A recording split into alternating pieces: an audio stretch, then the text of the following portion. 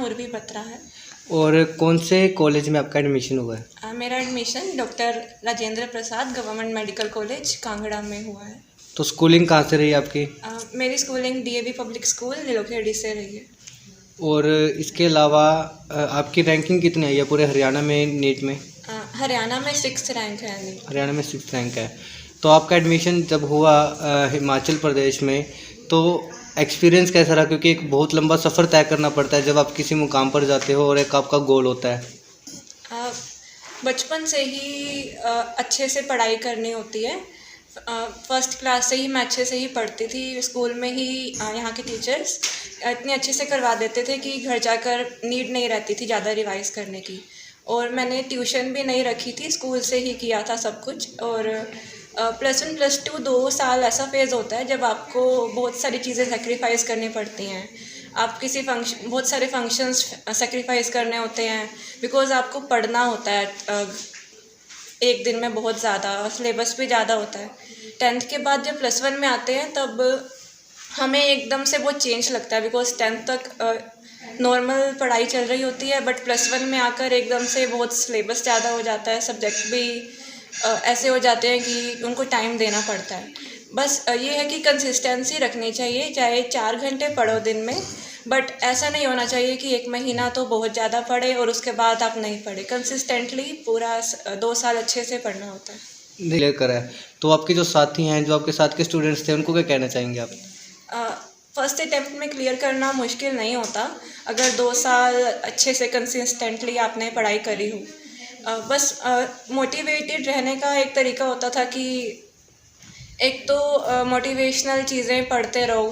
ऐसा नहीं हो कि ज़्यादा मूवीज़ एक्सेट्रा भी देख सकते हैं, बट ऐसा नहीं होना चाहिए कि बहुत ज़्यादा ही डिस्ट्रैक्शंस हैं।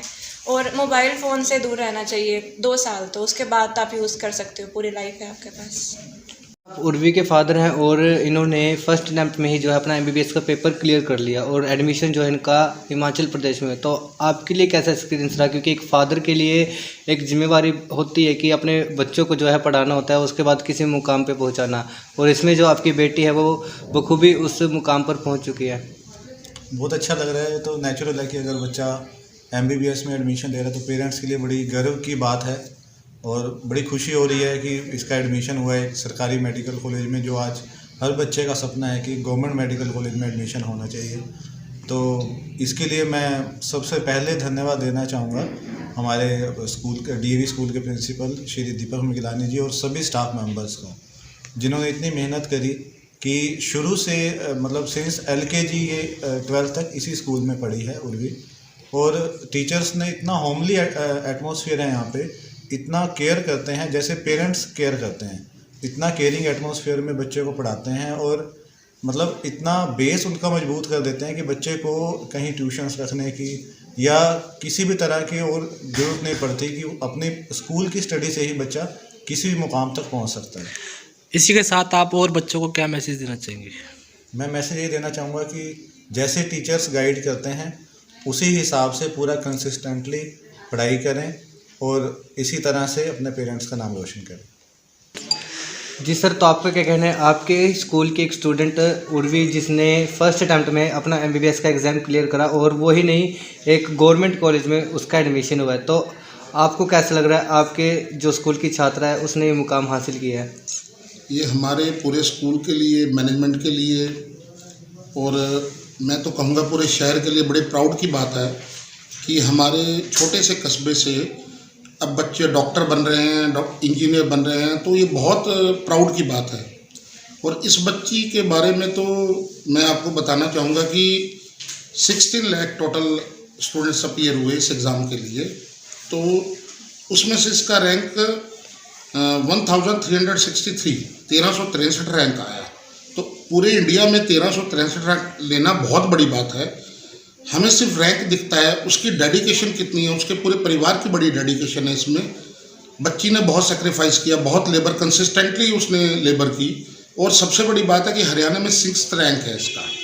और सिर्फ ये कॉम्पिटिटिव एग्ज़ाम में भी नहीं, अगर आप स्कूलिंग में भी बात करो, 8th में भी ये स्कूल की टॉपर थी और 10th में भी इसके 98%, 12th में भी 96%, तो थोड़ा टॉपर ही रही है। तो बहुत हमें ये खुशी हो रही है कि स्कूल के लिए ये बड़ी प्राउड की बात है, पूरे हमारे कस्बे के लिए प्राउड की बात है। तो मैं इस बच्चे को की बड़ी प्रशंसा करना चाहूँगा और बड़ा थैंकफुल मैं इस बच्चे के लिए भी कि इसने हमारे स्कूल का नाम इतना रोशन किया। ऊपर कुछ नहीं है। आज बहुत ही हर्ष का विषय है कि हमारे उर्वी बत्रा जो बच्ची है स्कूल की, और सबसे पहले मैं उर्वी बत्रा और उसके पेरेंट्स को और प्रिंसिपल निगरानी जी को बहुत बहुत बधाई देता हूं, और पूरे शहरवासियों से एक अपील भी करता हूं कि आप अपने बच्चों के सुंदर भविष्य के लिए एक बार डीएवी के प्रांगण में आएँ, सभी कुछ यहाँ पर चेक करके उसके बाद बच्चों को यहाँ एडमिशन दिलवाएं। आपको अपने आप ही दिल करेगा स्कूल देखने के बाद कि मेरा बच्चा यहाँ पढ़ना चाहिए। चाहे वो आप बच्चों के रिजल्ट देखें, बिल्डिंग देखें, प्लेग्राउंड देखें, बाथरूम देखें, लैब देखें, हर चीज़ में आप आएंगे तो मैं समझता हूँ कि पूरे हमारे इलाके में ऐसे स्कूल नहीं मिलेगा आपको।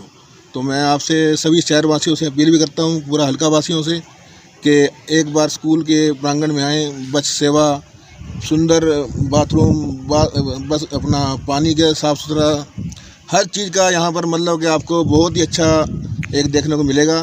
तो मैं चाहूँगा कि आप इसमें एक बार आएँ, और जैसे ये बच्ची यहाँ से पढ़ के जा रही है, टॉपर रही है, और भी बच्चे यहाँ से बहुत गए हैं टॉपर करके जा रहे हैं, तो बच्चों को रिजल्ट हैं, बहुत बढ़िया रिजल्ट हैं। तो मैं तो यही एक LMC मेंबर होने के नाते यही अपील करूँगा कि आप लोग एक बार आएँ और स्कूल के